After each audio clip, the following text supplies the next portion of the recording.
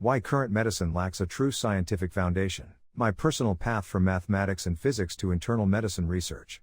No.1440, November 18, 2025. Gerald C. EclaireMD Foundation. Category: Methodology. After researching internal medicine for 16 years, and after personally going through many life-threatening complications and urgent cares, I have finally reached two clear observations about modern medicine. First, internal medicine research has been moving very slowly, and has fallen behind other scientific fields, because it relies almost entirely on statistics. Second, surgeons are great and improve their skills through repeated hands-on practice, not because modern medicine is built on a precise scientific theory. In reality, medicine today is still an experience-based experimental field rather than a true quantitative science. Pathology and physiology describe what happens inside the body, but they do not quantify forces, thresholds, deformation, system reactions, or energy accumulation. They are mainly descriptive narratives, not mathematical sciences. Their numerical information remains at the surface level, and does not reveal deeper and sufficient scientific insights. Because of this, medical progress over the past 60 years has been extremely slow, especially when compared with other scientific fields that sent human beings to the moon, and brought them back safely during the same 60-year period of my life in the United States. My life journey taught me how real scientific understanding should be built. I spent 43 years, including 18 years in 6 colleges, studying 8 academic fields. 7 were in science and engineering, and 1 was in economics, marketing, and business administration. I earned 7 degrees. In addition, I also self-studied psychology for 9 years and medicine for 16 years. Together, these made up 43 years of rigorous education. The remaining 20 years I devoted to AI application products, including building my semiconductor AI chip design tool company in Silicon Valley, which was listed on NASDAQ. During that time, I became the highest-ranked Asian American CEO on Wall Street from 1995 to 2002. With this background, I respect doctors, but I also feel sorry that medical schools do not teach mathematics and physics, the true foundations of all real sciences. Statistics only produces an averaged picture, it smooths out outliers. But mortality events such as stroke and seizures, heart attacks, kidney failures, cancers, and severe diabetic episodes are exactly the outliers that statistics either hides or cannot reveal sufficient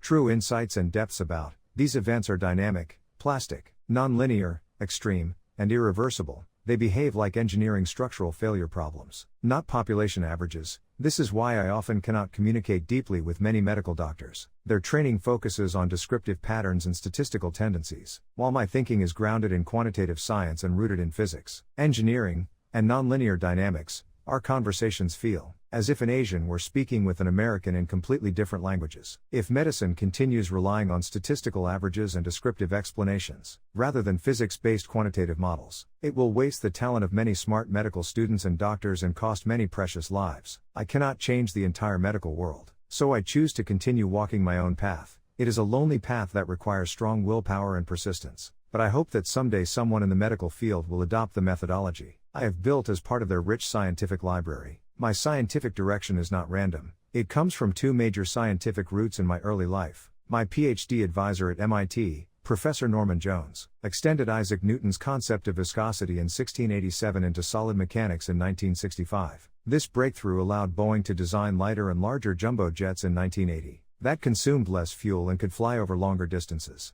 Professor Jones taught me this concept in 1972, and I began applying his viscoplastic energy ideas to medical research in 2019, almost 5 decades later. The second foundation is topology. I learned the basic ideas, introduced by Henri Poincaré in 1895. Topology studies geometric shape, data cluster deformation, data points connectivity, and continuity. I first studied topology in 1964, but only realized its medical value 2 months ago, in October. 3 months after my hemorrhagic stroke in late June. That moment of clarity, driven by neuroplastic recovery, and the rebuilding of neural pathways, allowed me to apply the topology concept to the field of pathophysiology and merge it with my viscoplastic energy model from my MIT days. This integration became my present viscoplastopology, VPT, framework. From all of these experiences, I reached the following solid conclusions. Medicine today is descriptive, not predictive. It lacks governing equations and threshold-based understanding. Pathology and physiology do not quantify forces or deformation.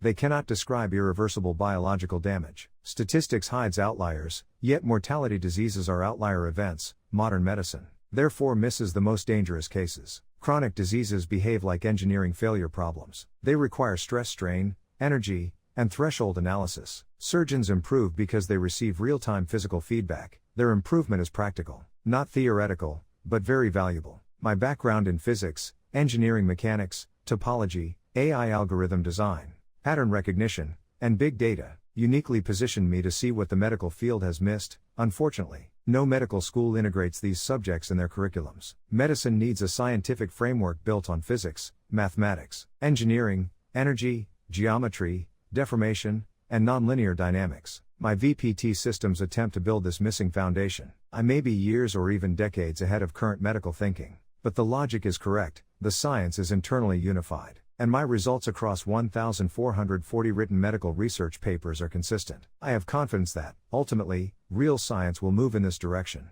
and include the kind of methodology I have developed. My stroke in June sharpened my clarity instead of reducing it. My experiences as a patient, combined with 6 decades of scientific training, revealed exactly why modern medicine struggles to understand chronic diseases, aging, organ damage, and mortality. It is not because doctors are not smart or dedicated. On the contrary, medical schools have always been able to attract the cream of the crop. The current shortage of forward-moving momentum comes from the fact that the medical field lacks the theoretical research framework that physics and engineering have long enjoyed. I will continue advancing my VPT medical research models until the day I pass away. I hope that someday in the future, my VMT research methodology will become useful to someone who truly needs it, just as Isaac Newton's basic law of viscosity for fluids in 1687, and Henri Poincaré's topology in 1895 eventually became foundational to modern science. This is my chosen path, and I will walk it forward alone until my final day. Conclusion. My final words are: 1. I respect doctors for their hard work and dedication. I admire their intelligence. I only hope to show them a new scientific direction that may improve patient care. 2. Many medical researchers already agree that medicine needs more physics, systems, science, and quantitative modeling. 3. My intention is the same as many doctors who want to save lives. I have no wish to criticize anyone. I am only offering suggestions to improve the current medical system. Disclaimer: I write this paper not for fame, but to share what I have learned so others can understand their health, prevent disease, and live longer, healthier lives. This content is for educational reference only and not medical advice. No doctor-patient relationship is created. You may share this summary freely, but it must not be altered, edited, or republished as your own. All rights belong to the author, Gerald C.